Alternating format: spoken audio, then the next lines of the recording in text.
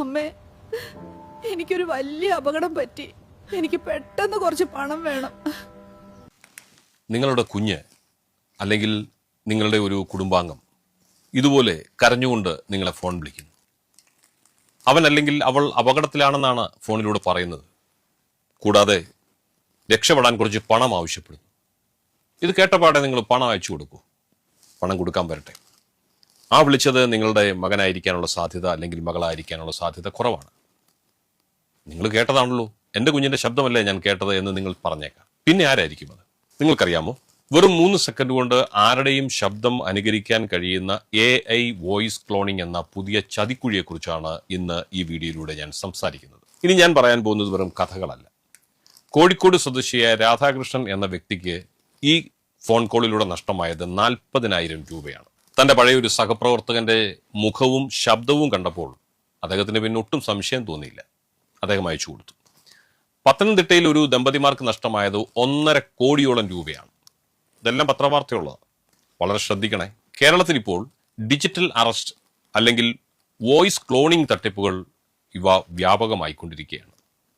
എങ്ങനെയാണ് ഇവർ അത് ചെയ്യുന്നതെന്ന് കേൾക്കണോ? സോഷ്യൽ മീഡിയ സ്ക്രാപ്പിംഗ് എന്ന് നിങ്ങൾ കേട്ടിട്ടുണ്ടോ? ഇല്ലെങ്കിൽ പറയാം. നമ്മൾ ഫേസ്ബുക്കിലോ ഇൻസ്റ്റാഗ്രാമിലോ ഇടുന്ന വീഡിയോകളിൽ നിന്ന് നിങ്ങളുടെ ശബ്ദം മോഷ്ടിക്കുന്നതിനെയാണ് സോഷ്യൽ മീഡിയ സ്ക്രാപ്പിംഗ് എന്ന് പറയുന്നത്. കുറെ ന്യൂജൻ വേർഡുകൾ ഇനി നമ്മൾ പഠിച്ചാൽ മാത്രമേ നമുക്ക് മുന്നോട്ട് പോകാൻ പറ്റുള്ളൂ. അതുകൊണ്ടാണ് സോഷ്യൽ മീഡിയ സ്ക്രാപ്പിങ്ങിനെ കുറിച്ച് നിങ്ങളോട് ഞാൻ പറയുന്നത്. സോഷ്യൽ മീഡിയയിൽ നിന്നും അങ്ങനെ നിങ്ങളുടെ ശബ്ദം അവർ മോഷ്ടിക്കുന്നു. രണ്ടാമത്തെ വഴി ഇങ്ങനെയാണ്, സൈലന്റ് കോൾസ്. അതും വളരെ ശ്രദ്ധിക്കേണ്ട കാര്യമാണ്. അതെന്താണെന്ന് വിശദമാക്കാം. നിങ്ങൾക്കൊരു അജ്ഞാത നമ്പറിൽ നിന്ന് കോൾ വരുന്നു.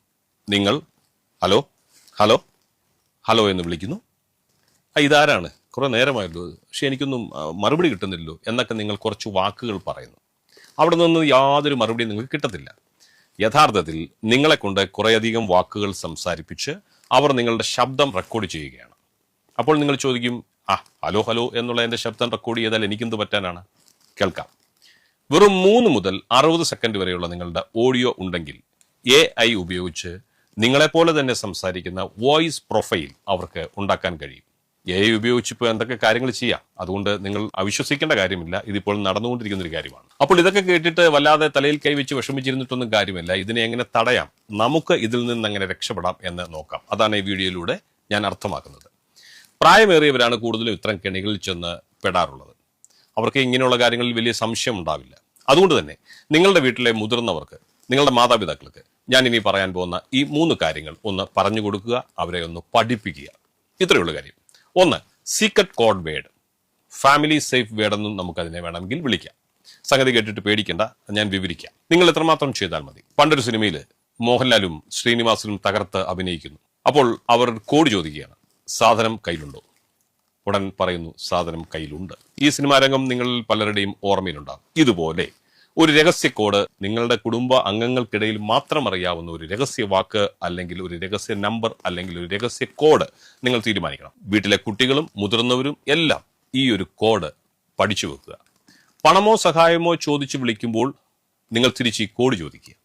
ഏതായാലും നിങ്ങളെ വിളിക്കുന്ന തട്ടിപ്പുകാർക്ക് ഈ കോഡ് അറിയില്ല. അവർ കട്ടയും പടവും മുടക്കി പൊയ്ക്കുള്ളൂ. ഇനി രണ്ടാമത്, ഇങ്ങനെ ഒരു കോൾ വരുമ്പോൾ നിങ്ങൾക്ക് ചെയ്യാവുന്ന മറ്റൊരു കാര്യം ഇതാണ്. അവരോട് ഫോൺ കട്ട് ചെയ്യാൻ പറയുക. എന്നിട്ട് നിങ്ങൾ തിരിച്ചു വിളിക്കുക. നിങ്ങൾക്കറിയാവുന്ന വ്യക്തിയാണല്ലോ നിങ്ങളെ വിളിച്ചിരിക്കുന്നത്, അയാളുടെ നമ്പറിലേക്ക് നിങ്ങൾ തിരിച്ചു വിളിക്കുക. നിങ്ങളെ ഇപ്പോൾ വിളിച്ച നമ്പറിലേക്കല്ല, അയാളുടെ നമ്പറിലേക്ക് തിരിച്ചു വിളിച്ച് ഇങ്ങനെ ഒരു സംഭവം നടന്നോ എന്ന് നിങ്ങൾക്ക് ക്ലാരിഫൈ ചെയ്യാവുന്നതാണ്.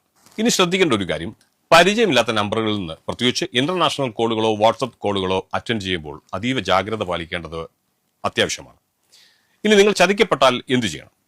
പണം നഷ്ടമായി ആദ്യത്തെ 1-2 മണിക്കൂർ എന്ന് പറയുന്നത് ഈ വിഷയത്തിൽ ഗോൾഡൻ അവറാണ്. ഉടൻ തന്നെ 1930 എന്ന നമ്പറിൽ വിളിച്ച് നിങ്ങളുടെ പരാതി എത്രയും പെട്ടെന്ന് രേഖപ്പെടുത്തണം.